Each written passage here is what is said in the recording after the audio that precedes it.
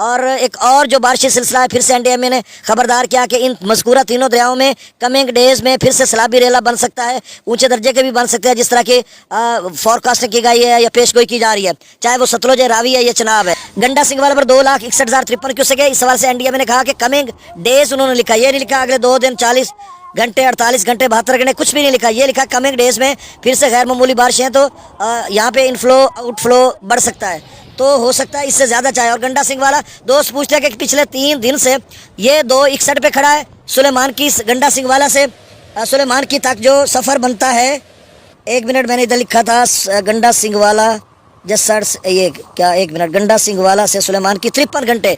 अब देखें 53 घंटे बनते हैं गंडा सिंह वाला से सुलेमान की जाते हुए।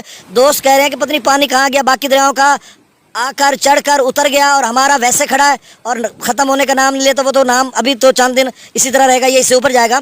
अब 53 घंटे हैं और 72 से भी ज़्यादा घंटे हो चुके हैं, अब वो सुलेमान की भी नहीं बचा। मेरे ख्याल में उसमें एक तो फिरोजपुर के साथ ये बॉर्डर लाइन के आगे पीछे पानी फैल जाता है, जिससे उसकी स्लो स्पीड हो जाती है। अब जबकि एनडीएमए ने कहा कि सुलेमान की पर जो है वो 30 अगस्त तक, आज 28 है, तो 30 अगस्त तक उन्होंने कहा 2,50,000 क्यूसेक हो सकता है, परसों तक उन्होंने कहा।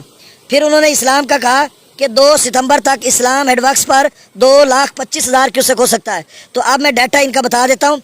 गंडा सिंह वाला पर 2,61,000 है, सुलेमान के पर 1,13,000, इस्लाम पर 52,706, जस्सर पर 99,470 क्यूसेक, शादरा पर 2,17,660 क्यूसेक। ये खासा पानी है और एनडीएमए ने तो कहा था और पीडीएमए पंजाब ने एफएफडी ने कहा था कि 1.5 लाख से 2 लाख क्यूसेक तक जा सकता है। अब ये 2,17,000 क्यूसेक हो चुका है इस वक्त।